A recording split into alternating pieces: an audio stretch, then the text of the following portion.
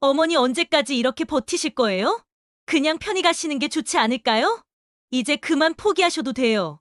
만약 당신이 혼수 상태에 빠졌는데 모든 걸 듣고 있다면, 그리고 가장 사랑하는 사람이 당신의 죽음을 기다리고 있다면, 어둑한 병실에 들어선 한 여인의 목소리가 차갑게 울려 퍼집니다.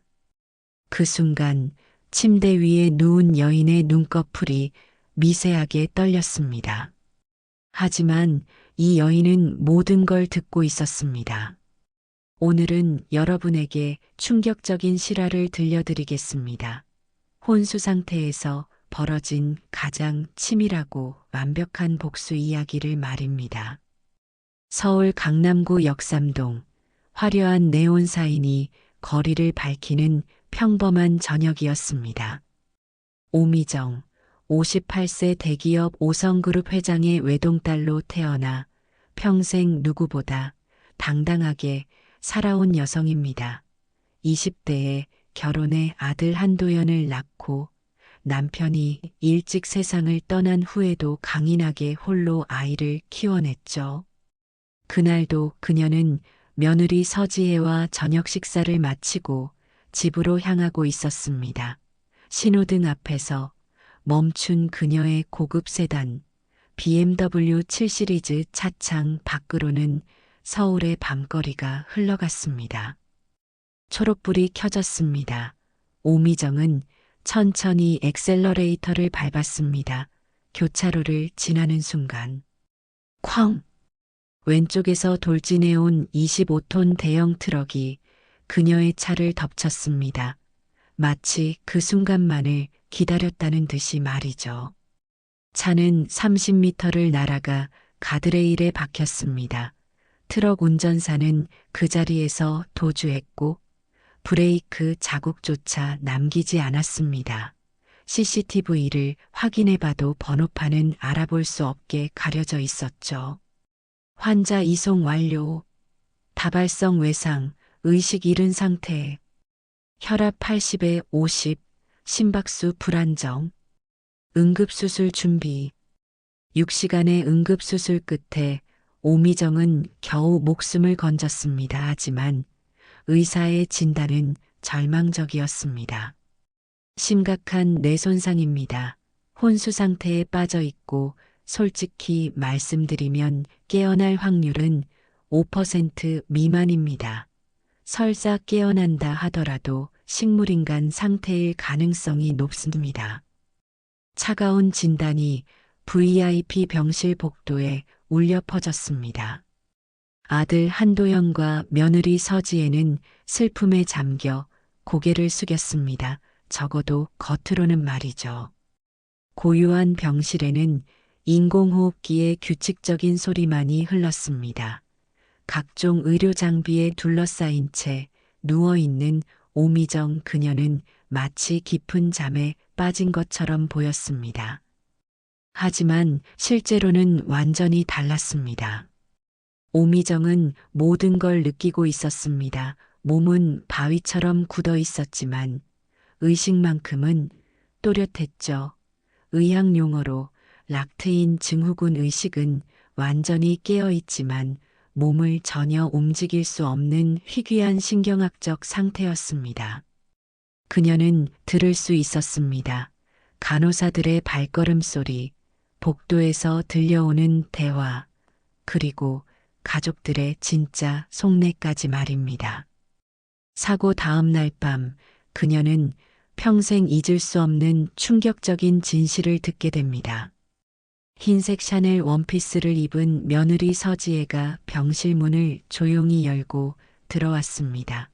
32세의 그녀는 5년 전 한도영과 결혼했죠. 겉으로는 완벽한 며느리였습니다. 시어머니에게 항상 공손했고, 명절에는 정성스럽게 음식을 준비했고, 생일마다 값비싼 선물을 챙겨주곤 했습니다. 하지만 그날 밤 그녀의 진짜 모습이 드러났습니다. 서지혜는 병실을 둘러보며 CCTV가 자신을 향하지 않는 것을 확인했습니다. 그리고는 침대 옆 의자에 앉아 마치 자장가라도 부르듯 나직하게 속삭였습니다. 어머니, 정말 언제까지 이렇게 버티실 거예요? 의사 선생님 말씀 들으셨잖아요. 깨어날 가능성도 없고, 깨어난다 해도 식물인간이라고요.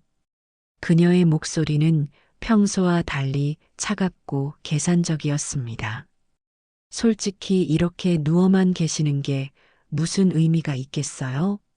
어머니도 이런 모습으로 사시고 싶지 않으실 거예요. 그냥 편히 가시는 게 모든 사람한테 좋지 않을까요? 오미정은 속으로 절규했습니다. 내 며느리가 나한테 죽으라는 거야? 심장이 미친 듯이 뛰었지만 몸은 꿈쩍도 하지 않았습니다. 인공호흡기의 소리만이 규칙적으로 울려 퍼졌을 뿐이죠. 서지혜는 계속 중얼거렸습니다. 병원비도 하루에 200만 원씩 나가고 이런 식으로 몇 년씩 계속된다면 그녀는 한숨을 쉬었습니다. 차라리 빨리 결정을 내리시는 게 좋을 것 같은데요. 그리고 더 큰 충격이 기다리고 있었습니다.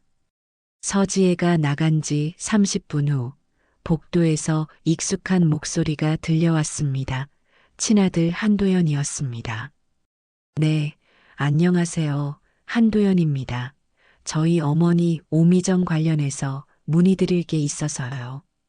전화기 너머로 상대방의 목소리는 들리지 않았지만 한도연의 대답을 통해 누구와 통화하는지 알 수 있었습니다.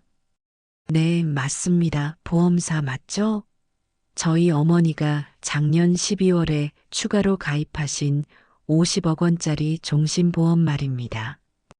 오미정의 혈압이 급상승했지만 기계는 그것을 단순한 수치 변화로만 기록했을 뿐이었습니다.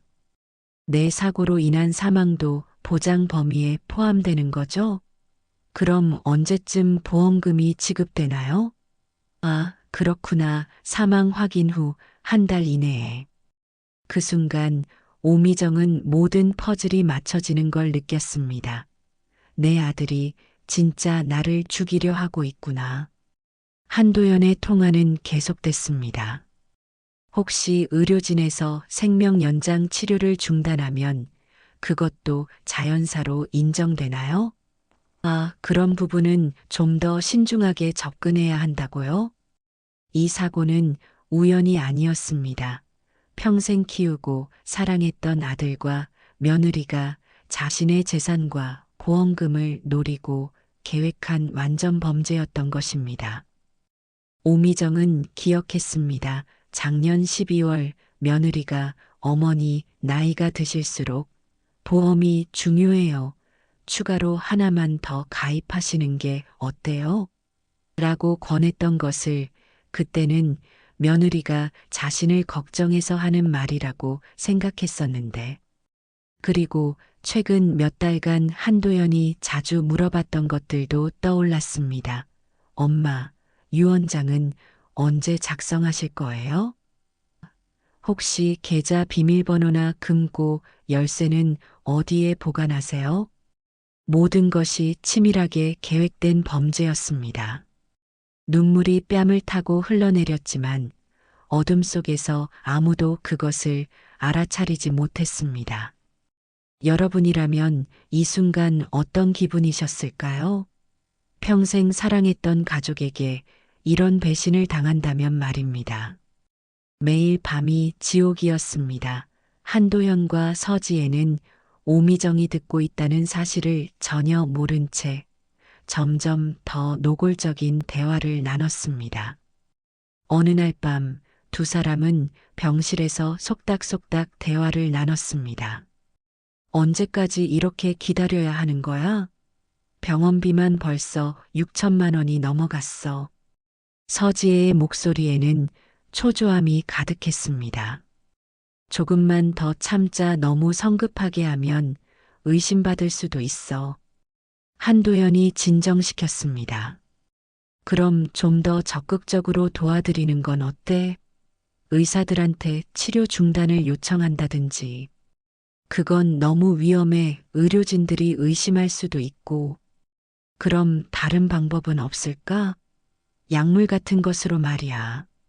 서지혜의 마지막 제안에 오미정은 온몸에 소름이 돋았습니다. 이 악마들이 정말로 나를 독살하려 하는구나. 하지만 동시에 그녀는 강한 의지를 불태웠습니다. 절대 이대로 죽을 수는 없어. 반드시 살아서 이들에게 복수하겠어. 그때 그녀의 운명을 완전히 바꿀 한 사람이 나타났습니다. 정재욱 서울대학교 의과대학을 수석으로 졸업하고 하버드 의대에서 3년간 신경외과 연수를 마친 32세의 젊은 전문의였습니다. 그는 최신 의료 기술과 풍부한 해외 경험을 바탕으로 VIP 병동의 새로운 주치의로 부임하게 되었죠. 첫날 정재욱은 오미정의 두꺼운 차트를 꼼꼼히 검토했습니다. 그리고 이상한 점을 발견했습니다. 이상한의 일반적인 혼수 환자라면 뇌파가 거의 평평해야 하는데 이 환자는 델타파와 세타파가 상당히 활발하게 나타나고 있어. 그는 동료 의사에게 물어봤습니다. 이 환자 정말 의식이 없는 게 맞나요? 응급실에서 올라온 지 한 달이 넘었는데 한 번도 반응을 보인 적이 없어. 가족들도 회복 가능성이 없다고 체념한 상태야. 하지만 정재욱은 직감했습니다. 이 환자는 분명히 무언가 다르다고. 그날 밤 정재욱은 혼자 병실을 찾았습니다. 고요한 병실에서 그는 조심스럽게 오미정의 손을 잡았습니다. 혹시 제 말을 듣고 계신다면 그는 천천히 말했습니다. 손가락을 한 번만 움직여 보세요. 10초, 20초, 30초. 아무 반응이 없었습니다. 정재욱은 다시 시도했습니다. 이번에는 좀 더 강한 자극을 주면서 정말로 깨어 계신다면 지금이라도 작은 신호를 보내주세요. 저는 당신을 도와드리고 싶습니다. 그 순간 오미정의 검지손가락이 아주 미세하게 떨렸습니다. 정재욱의 눈이 번쩍 뜨였습니다. 지금 움직이셨죠? 다시 한번 해보실 수 있나요? 이번에는 좀 더 분명한 움직임이었습니다. 세상에 정말 깨어 있으셨군요. 그 순간 오미정의 눈가에 큰 눈물방울이 흘러내렸습니다. 한 달 넘게 지옥 같은 고립감 속에서 드디어 자신을 알아봐주는 사람이 나타난 것입니다. 정재욱은 그 눈물을 보며 마음이 벅차올랐습니다. 괜찮습니다. 이제 혼자가 아니에요. 제가 도와드리겠습니다. 그 다음 며칠간 정재욱은 오미정과 함께 세밀한 의사소통 시스템을 만들어 갔습니다. 손가락 한 번은 예, 두 번은 아니요, 그리고 알파벳 보드를 이용해 간단한 단어들을 조합할 수 있게 훈련했습니다. 첫 번째 완전한 대화가 이루어진 날, 정재욱은 조심스럽게 물어봤습니다.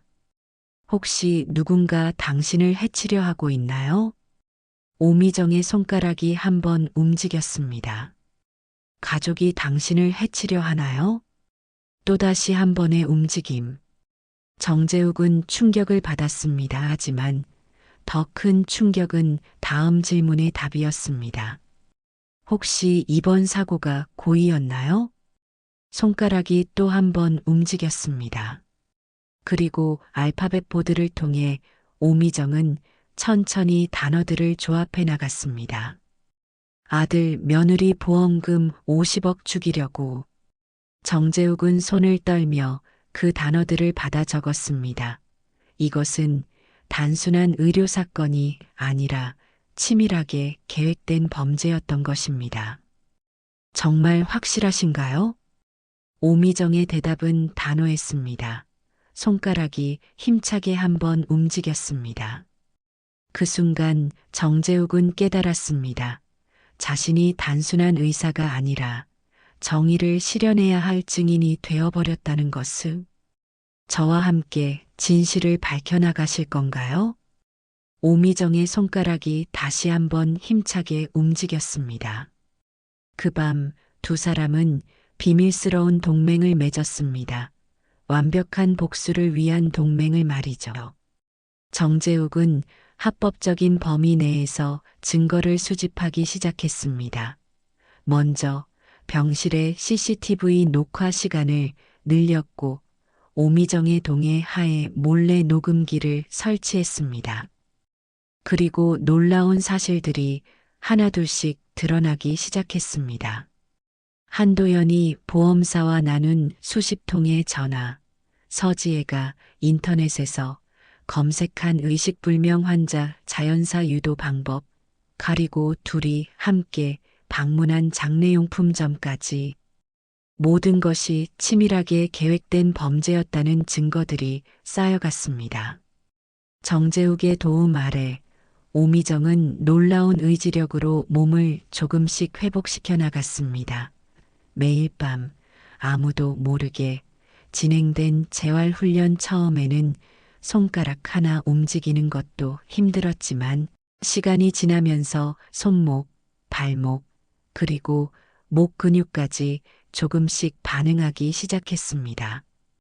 가장 큰 돌파구는 4개월째에 찾아왔습니다. 오미정이 입술을 미세하게 움직이기 시작한 것입니다.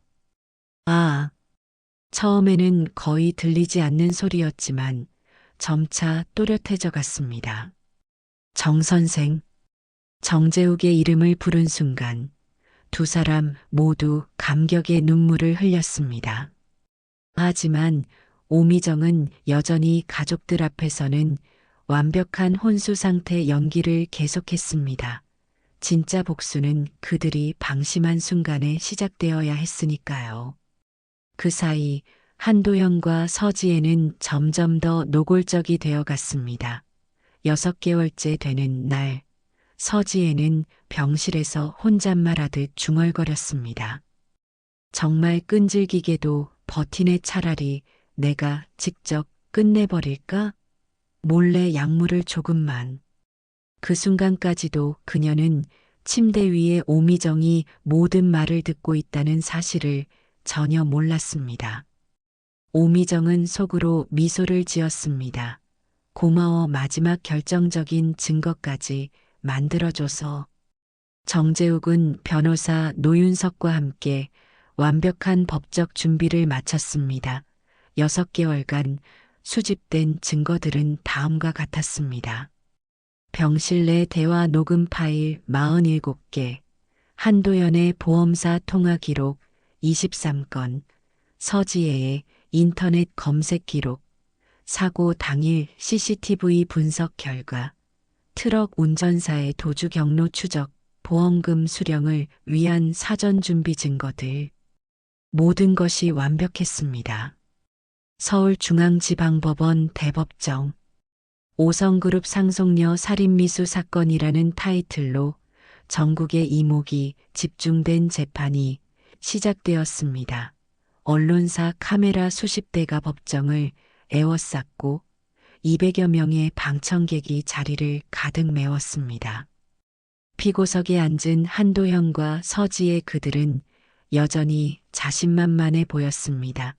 고급 양복을 차려입고 최고급 변호사들을 대동한 채 말이죠. 저희 의뢰인들은 완전히 결백합니다. 이는 단순한 교통사고일 뿐이며 검찰 측에서 제기한 모든 혐의는 억측에 불과합니다. 변호사의 변론이 시작되었습니다. 오미정 씨는 현재 의식불명 상태로 어떠한 증언도 불가능한 상황입니다.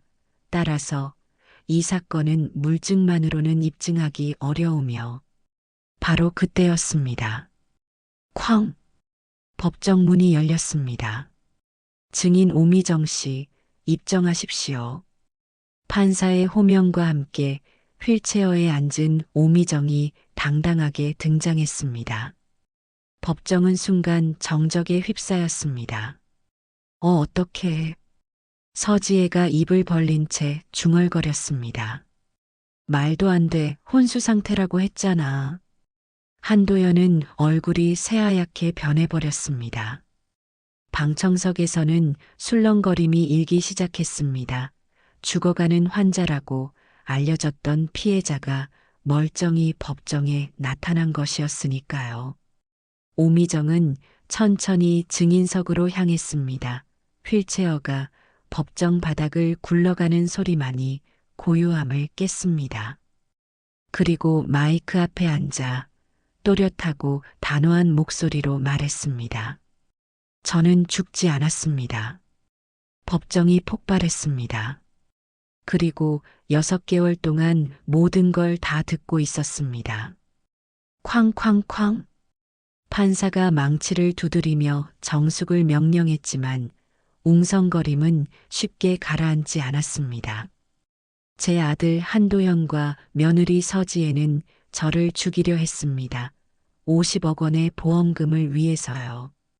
오미정의 증언이 계속되었습니다. 저는 락트인 증후군이라는 희귀한 상태에 빠져 있었습니다. 몸은 움직일 수 없었지만 의식은 완전히 깨어 있었죠. 그래서 병실에서 나눈 그들의 모든 대화를 한 글자도 빠뜨리지 않고 들을 수 있었습니다. 검사가 일어섰습니다. 증거를 제시하겠습니다. 대형 스크린의 첫 번째 영상이 재생되기 시작했습니다. 어머니 그냥 편히 가시는 게 좋지 않을까요? 서지혜의 차가운 목소리가 법정에 울려 퍼졌습니다.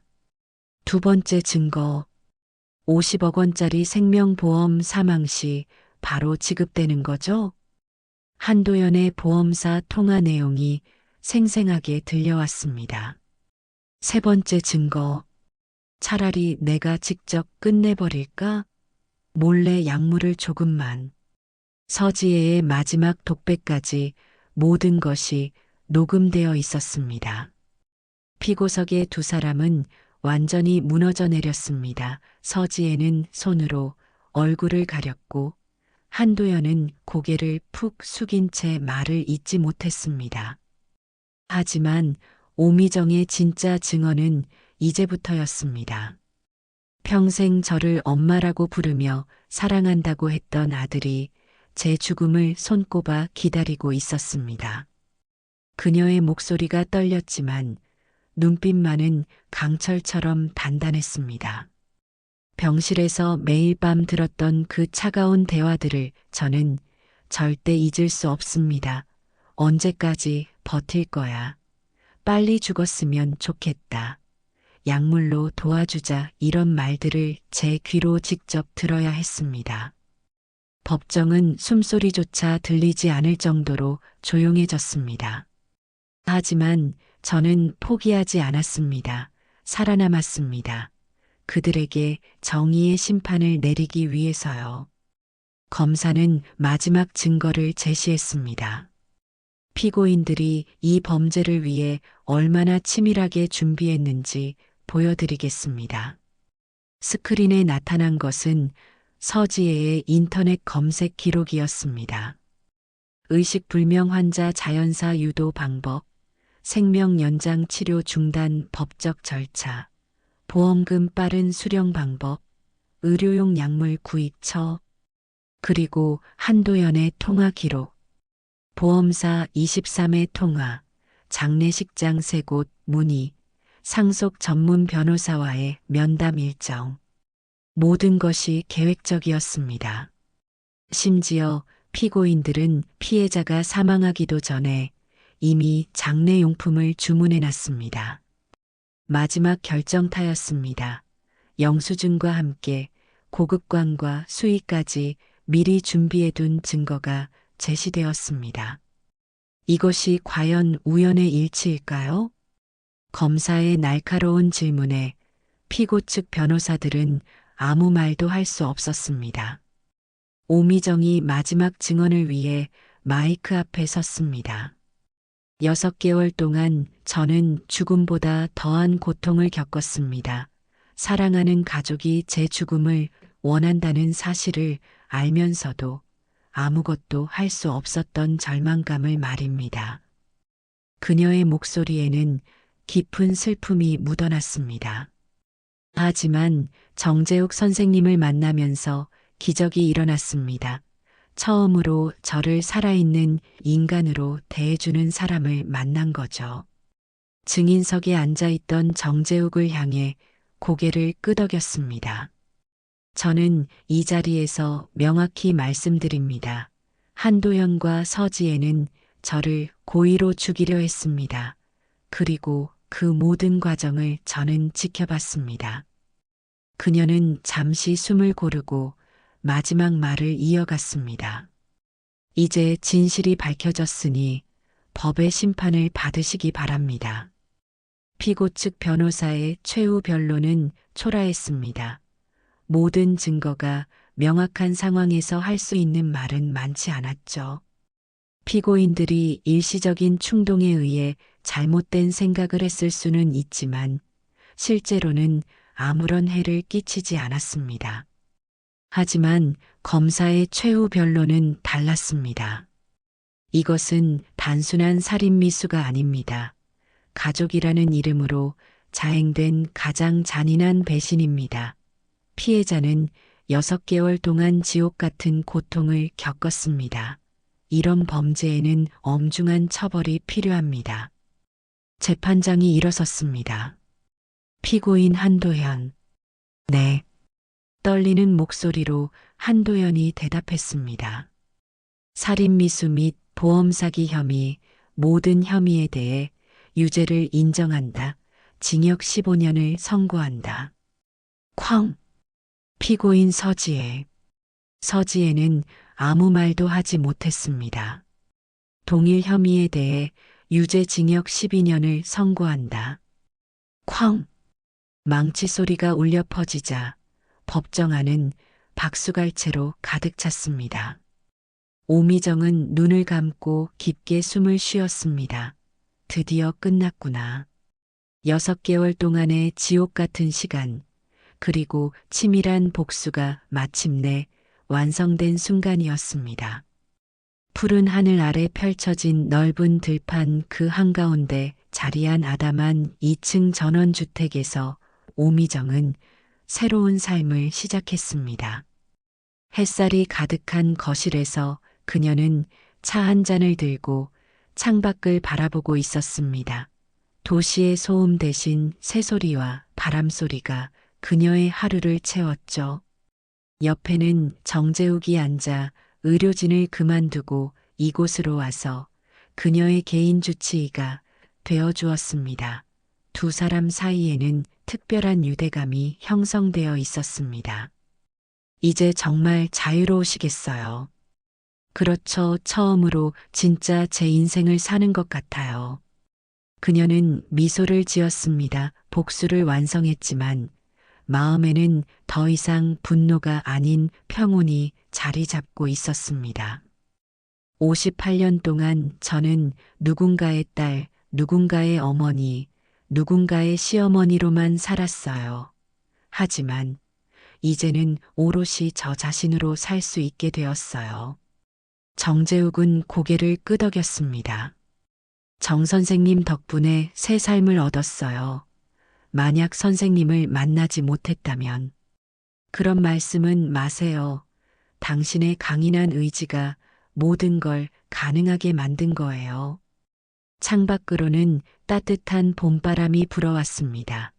정원의 벚꽃이 활짝 피어나며 새 생명의 시작을 알리고 있었죠. 같은 시간 서울 남부의 구치소에서는 한도현과 서지혜가 각각 독방에서 지내고 있었습니다. 한도현은 매일 밤 악몽에 시달렸습니다.